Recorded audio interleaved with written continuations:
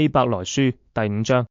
凡從人間挑選的大祭司，是奉派替人辦理祝神的事，為要獻上禮物和贖罪祭。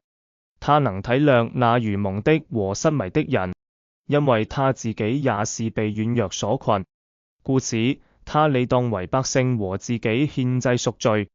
這大祭司的尊榮，沒有人自取，為要蒙神所召，像亞倫一樣。如此，基督也不是自取榮耀作大祭司，乃是在乎向他說：你是我的兒子，我今日生你的那一位。就如經上又有一處說：你是照着麥基洗德的等次永遠為祭司。基督在肉體的時候，既大聲哀哭，流淚禱告，懇求那能救他免死的主，就因他的虔誠蒙了應允。他雖然為兒子，還是因所受的苦難學了順從。他既得以完全，就為凡順從他的人成了永遠得救的根源，並蒙神照着麥基洗德的等次稱他為大祭司。警戒叛道的人，論到麥基洗德，我們有好些話，並且難以解明，因為你們聽不進去。看你們學習的功夫，本該作師傅，誰知還得有人將神聖言小學的開端另教導你們，並且成了那必須吃奶，不能吃乾糧的人。凡只能吃奶的，都不熟練仁義的道理，因為他是嬰孩，唯獨長大成人的才能吃乾糧。他們的心竅習練得通達，就能分辨好歹了。靈修主題：基督的祭司職分與屬靈成熟。經文重點：希伯來書第5章。祭司的角色，作者解釋了祭司的職責。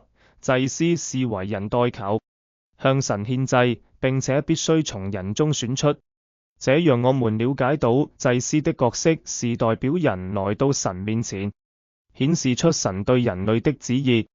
基督的祭司身份，耶穌被神所呼召，成為永的大祭司，並以麥基洗德的等次來服侍。這強調了基督的獨特地位，不僅是祭司，也是我們的救主。基督的苦難與成全，耶穌在世時因為所受的苦難而學會了信服。這提醒我們，即使是神的兒子，也要經歷試煉，讓我們明白苦難在屬靈成長中的重要性。屬靈成熟的呼召，作者對信徒的成熟感到憂心，呼籲他們要從嬰孩的階段成長為能夠分辨善惡的成熟信徒。這挑戰我們在信仰上不斷成長，深入認識神的話語。禱告：親愛的天父，感謝你賜予我們耶穌基督作為我們的大祭司，並幫助我們在信仰上不斷成長。求你使我們在生活中學會順服，並成為能夠分辨善惡的信徒。